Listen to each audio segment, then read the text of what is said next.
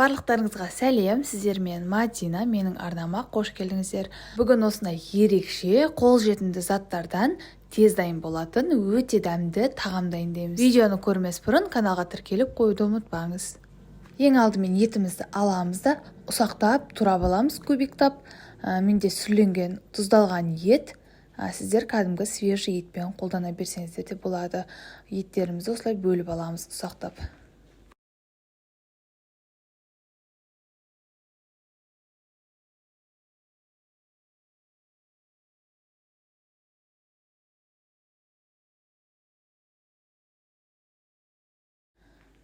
Және де 1-2 дана пиязымызды алып, үлкен пияз болса 1 дана қоссаңыз да болады, оны да турап аламыз.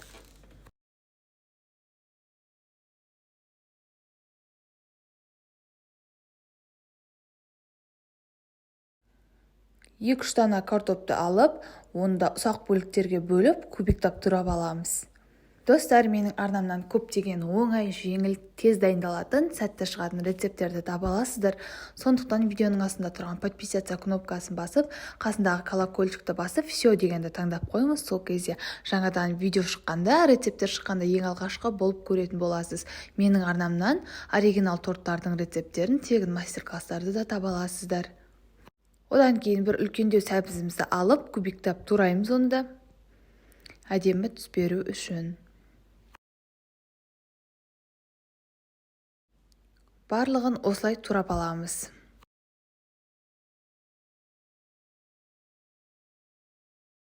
Енді табамызға сұйық майымызды құямыз да етімізді салып, қызартып қуырамыз.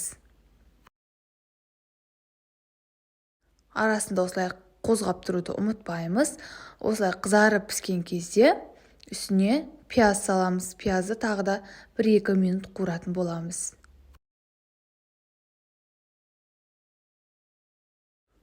Бір-екі минуттан соң үстіне сәбізді қосып араластырамыз.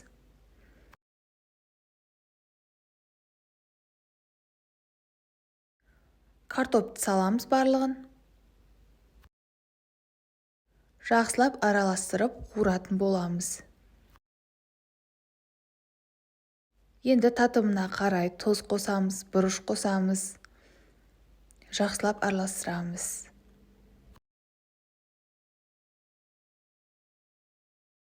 Және де томат, не болмаса салат, өзіңіздің тамаққа қосып жүрген соны қосып жүрсеңіз болады. Жақсылап араластырамыз, әдемі түс беру үшін қолданамыз.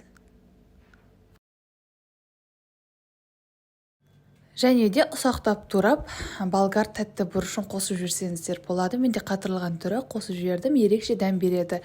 Бірақ жоқ болса қоспай қойсаңыз да болады, міндетті емес.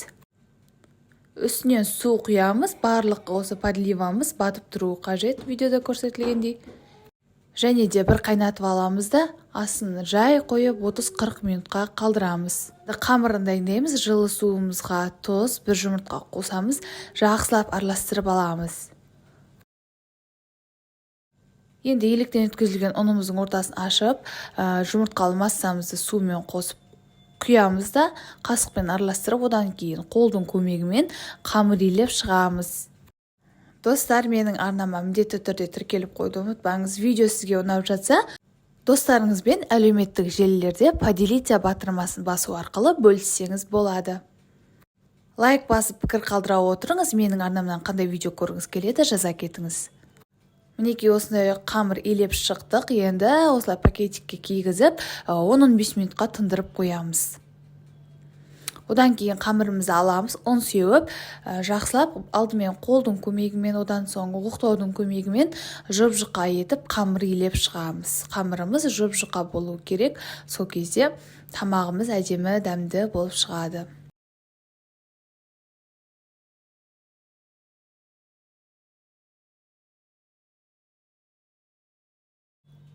Мінекей қамырымыз осындай жұп-жұқа әдемі болып, дәу болып шықты.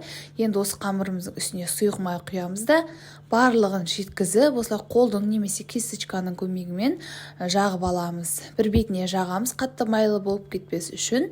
Келесі қамырдың келесі бетін үстіне осылай жабыстырған кезде майы бір-біріне шығатын болады. Сол кезде қамырымыз қатты майлы болмайды. Осылай жасап көріңіздер.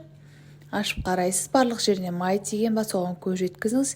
Майы жетпей қалған жеріне қайтадан осылай қайталап жасап шығамыз да екіге бүктейміз қамырымызды.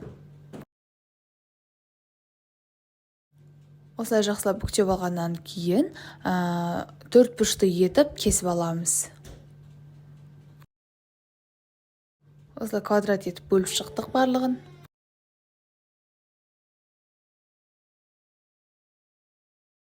Мінекей осы қамырымызды осылай алып, тамағымызға осы май бетін астына қаратып саламыз.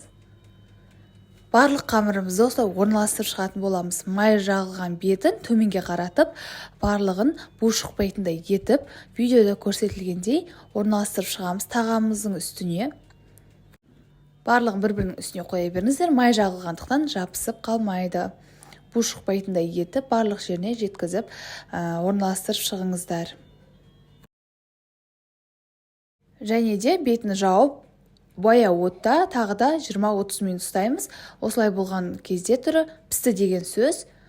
Енді ыдысымызға 2 бүктеп орналастырып шығамыз. Сол кезде жеуге де ыңғайлы, түрі де әдемі болып көрінетін болады. Шетінің барлығына қамырды айналдыра орналастырып шығып, ортасына подливамызды саламыз. Қалауыңыз бойынша ас-көк салсаңыз болады. Бетіне әдемілігі үшін осымен біздің тағамымыз дайын. Жаппасай немесе үнді мантысы деп те атайды бұл тағамды. Дәмі ерекше болып шығады. Міндетті түрде жасап көріңіздер. Астарыңыз дәмді болсын. Сіздермен болған Мадина.